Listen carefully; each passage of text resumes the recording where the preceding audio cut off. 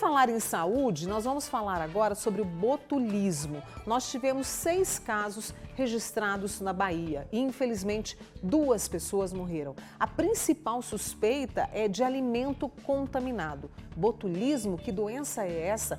É sobre esse tema que eu converso agora com o médico da família, Dr. André Mota. André, mais uma vez, obrigada por ter vindo. Obrigado pelo convite, Mônica. Vamos informar as pessoas, né, para não ter susto e ter cuidado. Vamos. Afinal de contas, o que é o botulismo? O botulismo, ele é uma doença que é rara, mas ela é muito letal. Então a gente tem que tomar cuidado com ela. Ela é transmitida por uma bactéria. Essa bactéria produz uma toxina e essa toxina vai atacar o nosso corpo, causar uma paralisia nos nossos músculos, o que pode ser extremamente letal. E a gente tem sintomas? Tem. Nós temos 2 grupos principais de botulismo que a gente tem que tomar cuidado. O botulismo infantil e o botulismo alimentar. Esses casos que a gente teve agora lá na Bahia, que são os que mais estão chamando nossa atenção, eles são do tipo alimentar. Os sintomas que a gente tem deles, geralmente começam no rosto. O paciente vai ter uma queda das pálpebras superiores, elas vão ficar mais caidinhas, vai começar a ter uma dificuldade de falar, de respirar, às vezes vai começar a engasgar na hora de comer. E essa flacidez, essa paralisia, fraqueza muscular, ela vai descendo. Então ela começa sempre no rosto e ela vai descendo para o corpo. Depois ela pega braços, pernas, mãos e pés. Começa com uma fraqueza e depois evolui para uma paralisia mesmo. Uma rigidez? Não é rigidez, fica mole. Você não consegue mexer. Entendi. O grande problema é que ela evolui para uma paralisia dos nossos músculos da respiração. E aí, quando a gente não consegue respirar, a gente evolui para uma insuficiência respiratória, que é onde que é a questão da letalidade da doença. E aí a gente tem que procurar um atendimento médico assim que perceber. O mais rápido possível, Mônica. Às vezes a gente vai achar, faz tempo que eu comi aquele alimento que estava meio esquisito, comecei agora, não é o problema. Mas a gente tem que tomar cuidado, porque a doença, no botulismo alimentar, ela em média demora de 12 a 36 horas depois que a gente ingere o alimento, mas pode demorar até 10 dias depois que eu ingeri o alimento para começar os sintomas.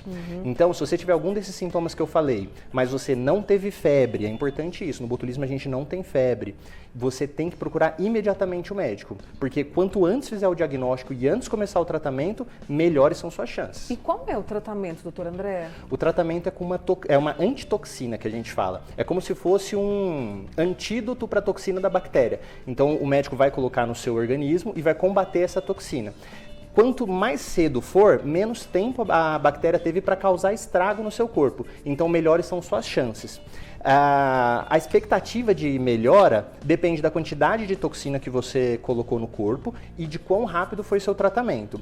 Via de regra, se você se tratar, vai dar tudo certo, você não vai ficar com nenhuma sequela permanente, mas o período para você se recuperar 100%, ele pode demorar de semanas até meses. Meu Deus, eu não sabia que era assim, André. E aí, no caso, por exemplo, o calorão, a gente está vivendo tempos muito quentes agora, a questão dos alimentos que podem trazer essa contaminação, como é que funciona isso? Porque a suspeita na Bahia é justamente dessa, de uma contaminação por alimento, né? Como é que se dá esse processo?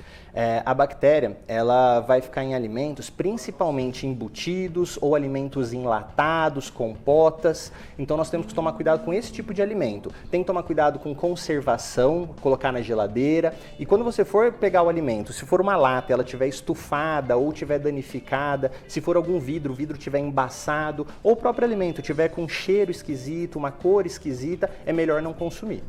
Tem eu te confesso que eu aprendi isso, eu fico preocupada, que é uma baba que vem no alimento, né? Você puxa o alimento, parece que ele está babando. Isso também pode ser uma característica? Pode também, mas é importante frisar que isso chama atenção para a bactéria, mas se não tiver, não quer dizer que não tenha bactéria, tá? Às vezes, a bactéria ela não muda as características do alimento também, o que acaba sendo perigoso.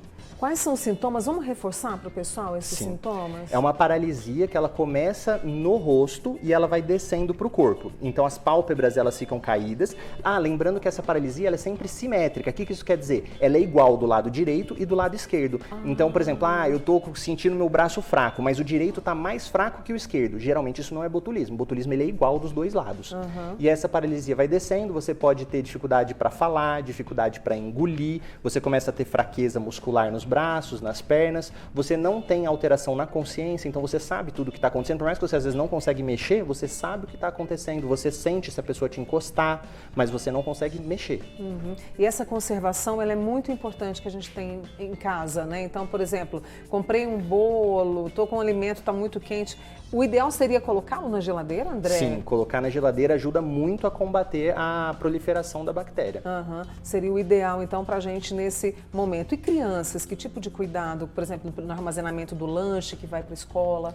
Sim, se a gente for pensar no botulismo alimentar, que crianças também podem ter, o armazenamento na geladeira também, tomar cuidado com essas características dos alimentos. Mas eu queria chamar a atenção, que eu acho que é importantíssimo a gente falar nesse momento, que é do botulismo infantil, que ele acontece com crianças até 1 ano de idade. Nossa! Geralmente está relacionado com o consumo de mel. Então, os médicos sempre orientam os pacientes não deixar os filhos com menos de 1 ano consumirem mel.